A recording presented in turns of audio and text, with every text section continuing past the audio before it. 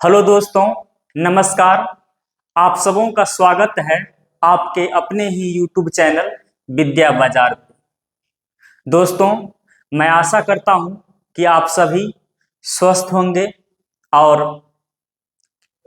अपने पढ़ाई में कड़ी मेहनत कर रहे होंगे। दोस्तों, कड़ी मेहनत के बिना इस दुनिया में कुछ भी संभव नहीं है और ये प्रतिस्पर्धा का दौर है। इसमें अपने आप को बदलना और स्वयं को कड़ी मेहनत के लिए तैयार करना बहुत ही जरूरी है। अगर हम नहीं बदलें स्वयं को तो फिर ये क्या है, संभव नहीं। दोस्तों, कहा जाता है कि तुम अगर न बदलो मगर जमाना बदल रहा है। तुम अगर न बदलो मगर जमाना बदल रहा है। गुलाब पत्थर पे खिल रहे हैं और चिराग आंधी में जल रहा है। गुलाब पत्थर पे खिल रहे हैं, चिराग आंधी में जल रहा है। यही एक जुनून, यही एक ख्वाब मेरा है। वहां चिराग जला दूं जहां अंधेरा है। और यह चिराग हमारे आपके कड़ी मेहनत के बिना क्या है, संभव नहीं। तो कड़ी मेहनत करें और निरंतर आगे बढ़ते रहें। अपना डेली का काम डेली करने का आदत डाल लें। तो आइए, लेट किए बिना आज हम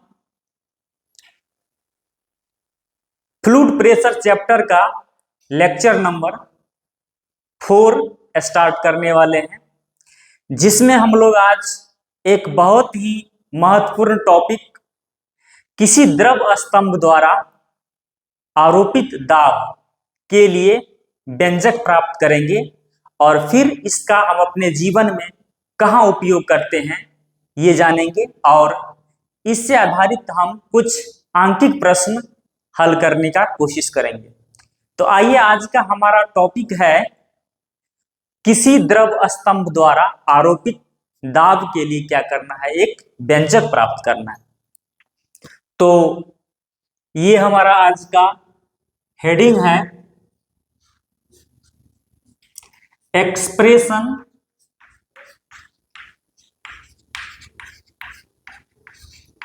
expression for pressure. Expression for pressure exerted by a liquid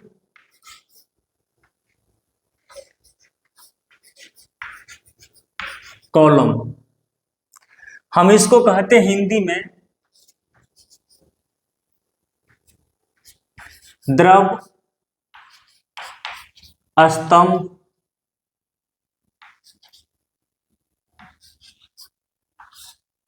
द्वारा आरोपित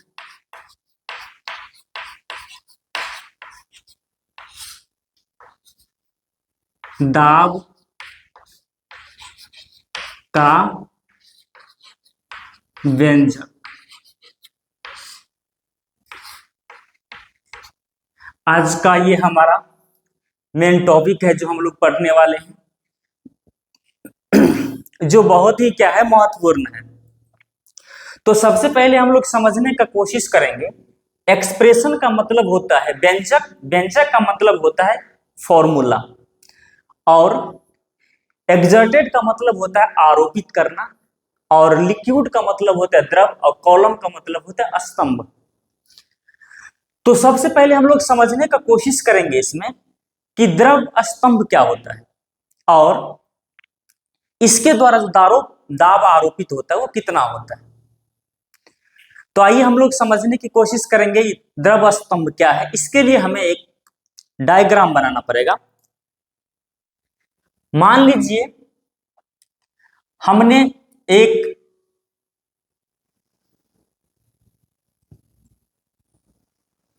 बर्तन लिया है,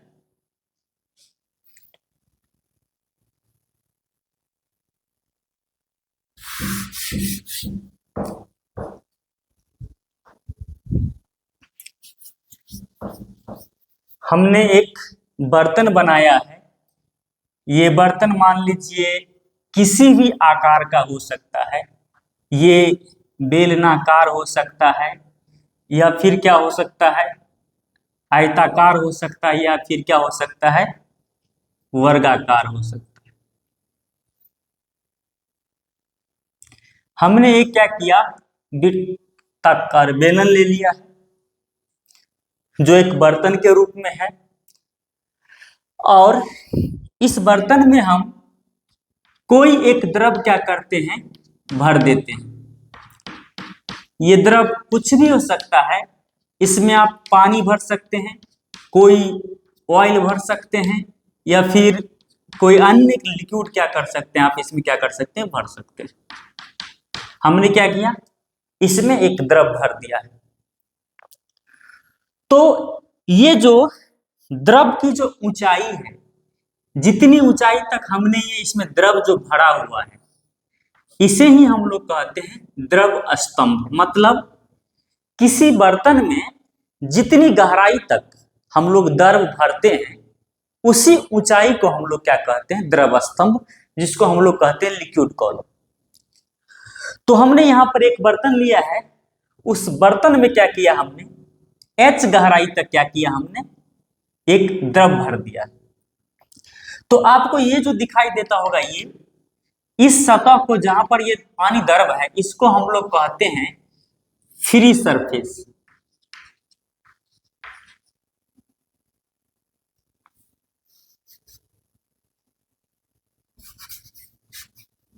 इस सतह को हम लोग कहते हैं फ्री सरफेस। फ्री का मतलब होता है मुक्त, इसको हम लोग कहते हैं मुक्त सतह। मुक्त सतह का मतलब ये होता है कि हमारा जो वायुमंडल है, वो वायुमंडल क्या करेगा, इस सतह पर क्या करेगा, दाब आरोपित करेगा। तो आपको समझना है सबसे पहले कि मुक्त सतह मतलब क्या होता है, ऊपर का सतह जहां पर क्या होता है, वायुमंडल क्या होता है, दाब आरोपित करता है। तो ऊपर के सतह को हम लोग क्या कहते हैं, मुक्त सतह कहते हैं। और इस बर्तन में हमने क्या किया है, H गहराई तक क्या कर दिया है, इसमें द्रव भर दिया है, और इसको हम लोग द्रव स्तंभ कहते हैं। इसमें हम सॉरी, किसी बिंदु तक हम लोग क्या कर सकते हैं, किसी बिंदु पर दाब ज्ञात कर सकते हैं, चाहे ये बिंदु यहां हो, चाहे यहां हो, चाहे यहां हो। तो हम लोग सुविधा के दृष्टिकोण से मान लेते हैं कि हम लोग को इस बिंदु पर क्या ज्ञात करना है, दाब ज्ञात करना है, P प्रेशर ज्ञात करना है इस बिंदु पे। ये बिंदु कहीं ऊपर भी हो सकता है, कहीं नीचे भी हो सकता है, कहीं भी हो सकता है। और हमने मान लिया कि ये बर्तन जो, ये बर्तन का जो दिखाई दे रहा है आपको, ये हम लोग कहते हैं बर्तन का क्या है, क्षेत्रफल है, जिसको हम लोग कहते हैं एरिया। ये बर्तन का क्या है, क्षेत्रफल है, जिसको हम लोग क्या करते हैं, ए से लिखते हैं। तो अब प्रश्न बनता है कि ये द्रव जो है इस बिंदु पर दाब क्यों लगाएगा। इसका कारण है कि ये जो द्रव भरा हुआ है इस बर्तन में, इस द्रव का क्या होगा, भार होगा, और ये द्रव अपने भार के कारण क्या होगा, इस बिंदु पर क्या करेगा, दाब आरोपित करेगा, जो हमको क्या करना है, निकालना है। क्लियर है। हमने एक बर्तन लिया है, उस बर्तन में हमने क्या किया है, एक द्रव को भर दिया, कितनी गहराई तक, H गहराई तक, और ये जो ऊपर सतह दिख रहा है आपको, उसको कहते हैं मुक्त सतह। और इस बर्तन का जो क्षेत्रफल दिया हुआ है वो क्या है, ए है। तो हम लोग इस द्रव के कारण इस बिंदु पर क्या करेंगे, प्रेशर ज्ञात करेंगे। तो आइए इसके लिए हम लोग क्या करते हैं, कुछ मान लेते हैं। मान लिया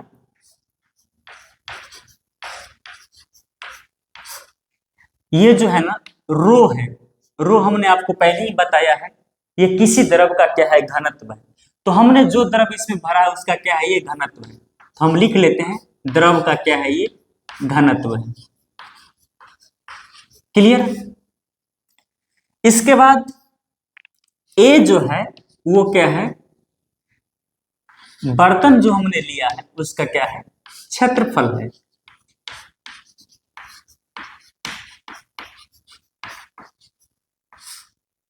और ये जो H जो है, इसको हम लोग कहते हैं द्रव स्तंभ।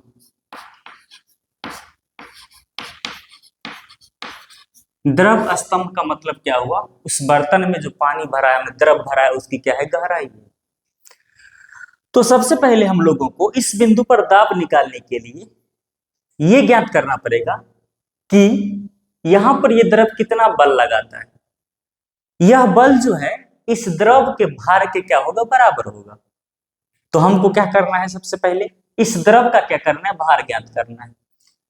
तो हम लोग लिख सकते हैं, ये जी भी होता है, जी समझते हैं हम। जी का मतलब क्या होता है, गुरुत्वीय त्वरण, जो आप पहले से क्या करते हैं, जानते हैं। तो सबसे पहले हम लोग निकालेंगे द्रव द्वारा आरोपित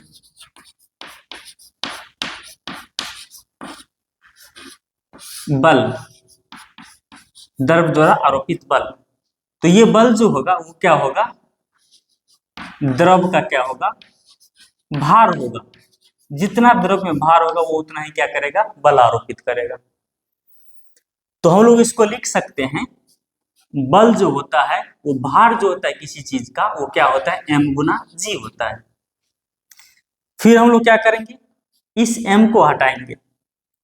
तो m को हटाएंगे, इसके लिए हम लोग को क्या करना पड़ेगा, इस द्रव के आयतन से क्या करना पड़ेगा, घनत्व को गुना करना पड़ेगा।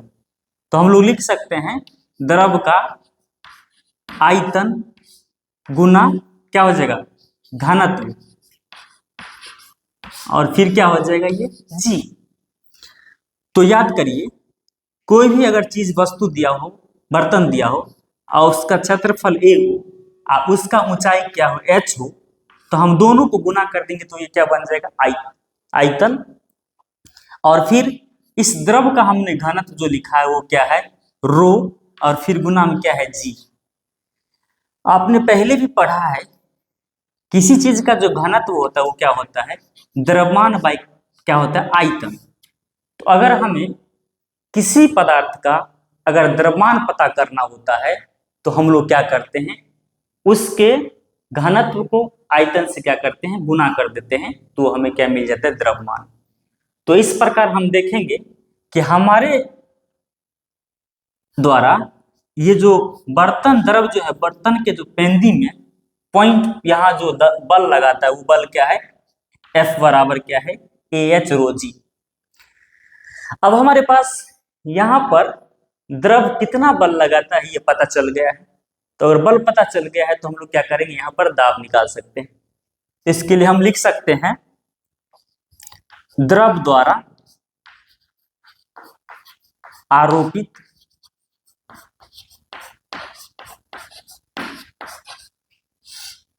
दाब।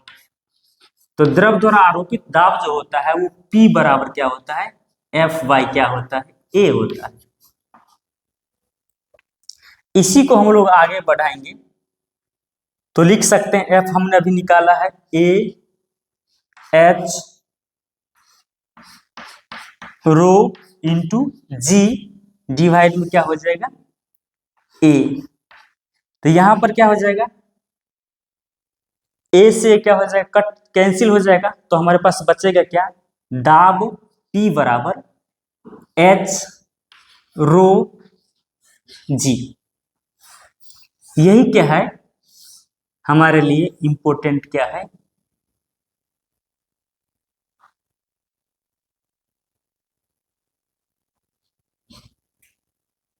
क्या है हमारे लिए व्यंजक। तो यह द्रव जो है इस बर्तन के आधार पे, पेंदी पे जो दाब आरोपित करेगा वो दाब क्या हो जाएगा, P बराबर H रो जी। तो अब हम लोगों को इस व्यंजक के मदद से एक बात सीखना है कि किसी द्रव द्वारा आरोपित दाब जो होता है वो किन किन बातों पे निर्भर करता है। तो आपको याद रखना है कि दाब H पे निर्भर करता है। H मतलब उस द्रव की गहराई, जितनी गहराई बढ़ेगी उस द्रव द्वारा दाब क्या हो जाएगा, उतना ही ज्यादा होगा।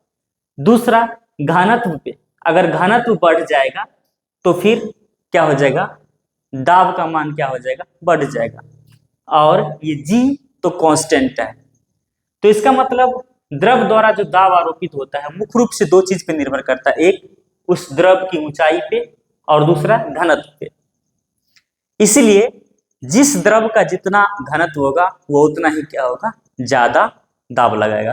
फॉर एग्जाम्पल में अगर हम इसी बर्तन में पानी भर दें इतना ऊंचाई तक, तो पानी जो यहाँ पर दाब लगाएगा वो उसको हटाकर अगर हम यहाँ पे पारा भर दें मरकरी, तो मरकरी के द्वारा क्या होगा, ज्यादा दाब लगेगा, क्योंकि मरकरी का घनत्व क्या होता है, पानी से क्या होता है, ज्यादा होता है। क्लियर? तो आपको याद रखना है किसी द्रव स्तंभ द्वारा जो दाब लगता है वो क्या होता है, HRO-G होता है। अब इसी आधार पे हम लोग क्या कर सकते हैं, कुछ प्रश्नों का जवाब दे सकते हैं। जैसे एक प्रश्न होता कहता है कि मनुष्य के मस्तिष्क के तुलना में पैरों पे ज्यादा दाब होता है, क्यों? ब्लड का प्रेशर होता है, क्यों? इसका कारण यही है, मस्तिष्क के तुलना में हमारे पैर जो होते हैं इसकी गहराई ऊंचाई जो होता है ज्यादा होता है। इसी ज्यादा ऊंचाई के कारण क्या होता है, इस दाब का मान क्या होता है, बढ़ जाता है। इसीलिए हमारे मस्तिष्क के तुलना में पैरों पर क्या होता है, दाब का मान क्या होता है, ज्यादा होता है। क्लियर? तो इसके मदद से हम लोग क्या कर सकते हैं, किसी भी द्रव स्तंभ के द्वारा क्या कर सकते हैं, दाब ज्ञात कर सकते हैं। इसका उपयोग हम लोग अपने जीवन में व्यक्ति का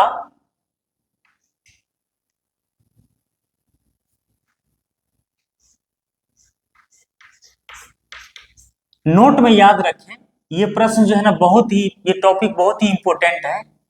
इस व्यंजक के मदद से हम लोग क्या कर सकते हैं, व्यक्ति का बीपी मतलब ब्लड प्रेशर भी क्या कर सकते हैं, मेजर करते हैं, मापते हैं। इसके लिए आपने देखा होगा कि व्यक्ति का जो ब्लड प्रेशर मापा जाता है उसके दो यूनिट होते हैं, दो माप होते हैं, जो इसी द्रव स्तंभ के रूप में व्यक्त किया जाता है। ये क्या होता है, पहला, जब हमारे हार्ट का, हृदय का आकार संकुचित हो जाता है और ये छोटा हो जाता है, उस समय क्या होता है, धमनी में जो ब्लड का प्रेशर होता है वो बहुत ही ज्यादा होता है, बहुत ज्यादा। और जब इसको हम लोग मापते हैं तो ये जो है 120 मिलीमीटर HG कॉलम के बराबर होता है, जो बहुत ही ज्यादा होता है। और इसको हम लोग कहते हैं सिस्टोलिक प्रेशर।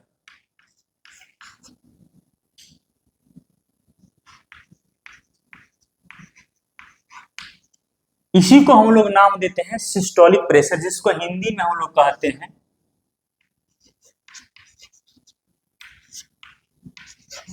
प्रकुंचन दाब। और जब हमारा हृदय क्या होता है, फैलकर अपने बृहत्तम आकार को प्राप्त कर लेता है, उस समय क्या होता है, धमनियों में ब्लड का जो प्रेशर होता है वो क्या होता है, बहुत कम होता है, न्यूनतम होता है।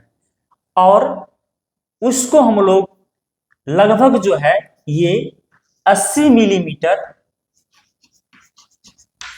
HG कॉलम के क्या होता है, बराबर होता है, जिसको हम लोग कहते हैं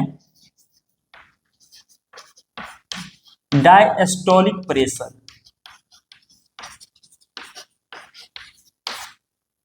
इसको हम लोग हिंदी में कहते हैं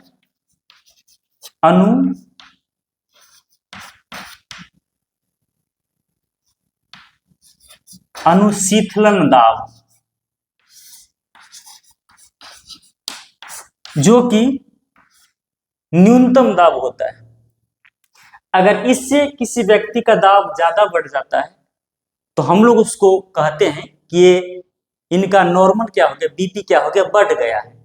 इससे अगर कम हो जाता है तो इसको हम लोग क्या कहते हैं, इसका दाब क्या हो गया, घट गया है।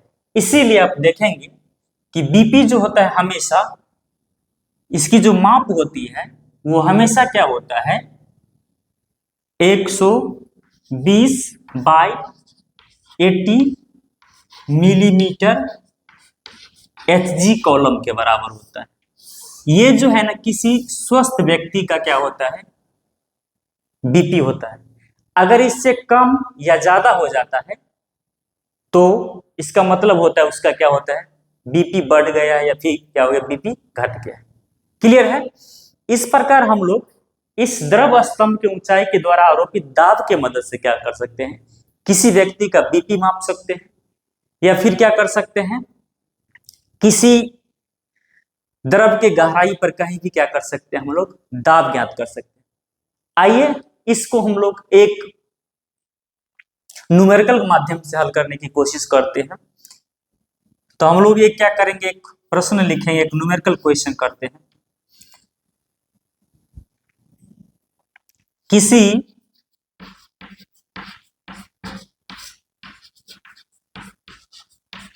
आयताकार बर्तन की माप 10 सेंटीमीटर गुना 18 सेंटीमीटर है,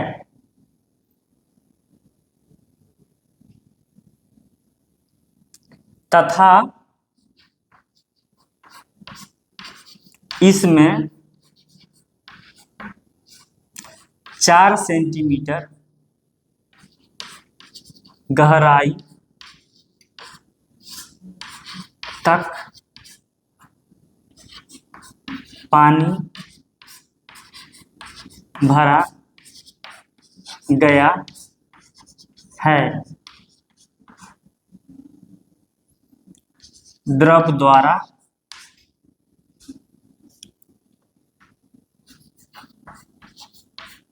आरोपित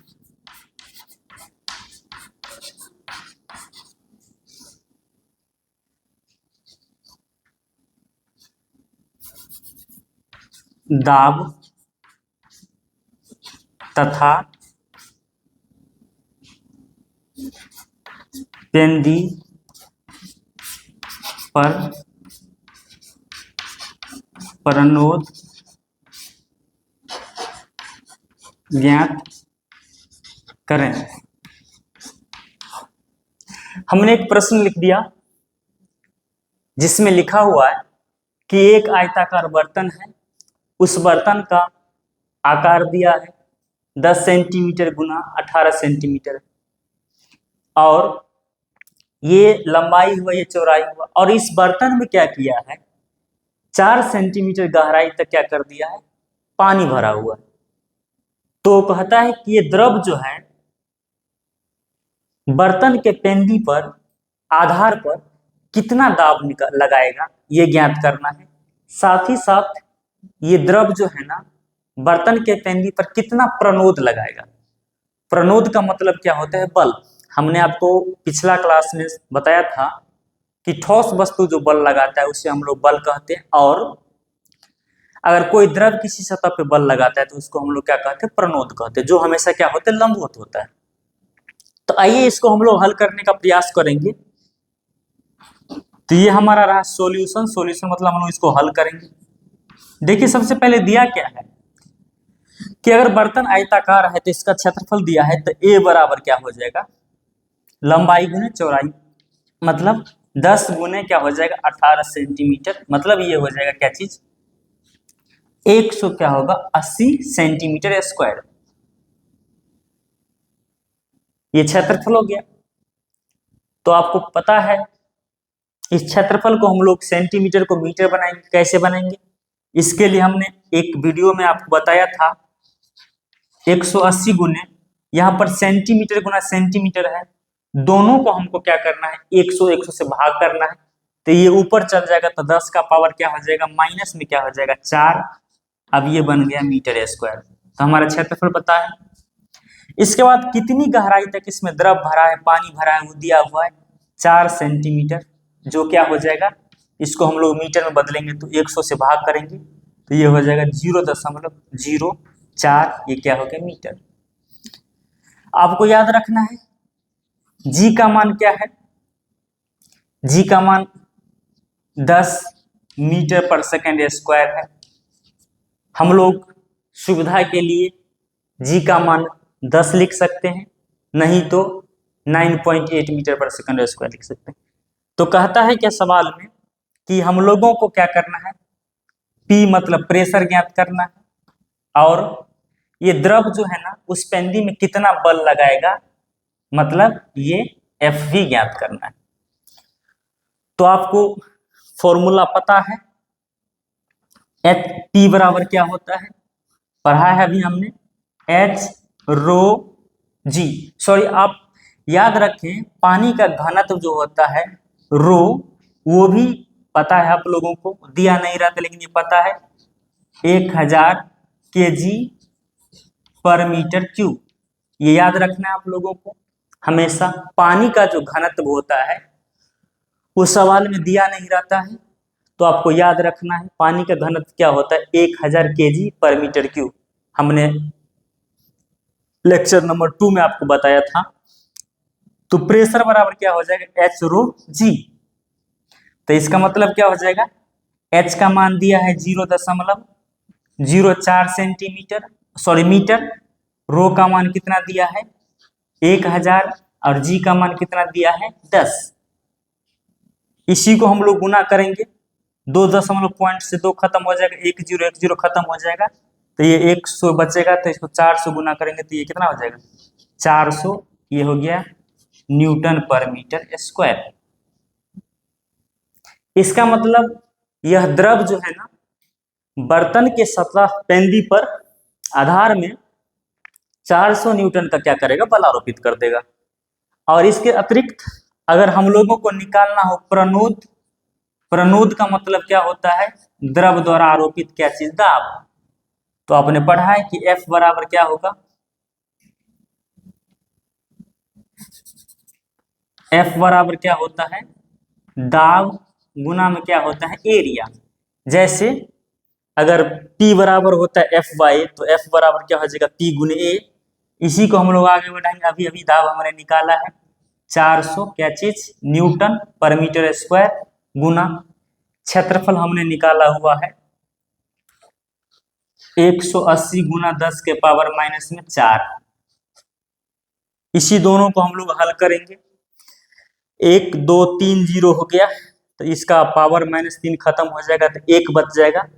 18 को हम 4 से गुना कर देंगे तो ये क्या हो जाएगा 72, और फिर क्या करेंगे हम लोग 1 दशमलव क्या करेंगे पीछे कर देंगे, तो ये हो जाएगा 7.2, और ये प्रणोद बल का मात्रा क्या होता है न्यूटन, तो यही क्या हो जाएगा आंसर।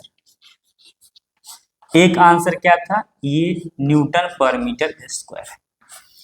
इस प्रकार हमने देखा कि अगर हम लोग किसी बर्तन में कोई द्रव भर देंगे और किसी गहराई पर किसी बिंदु पर अगर आपको दाब निकालने के लिए कहा जाए, तो आप सिंपल में यही फॉर्मूला इस्तेमाल करेंगे।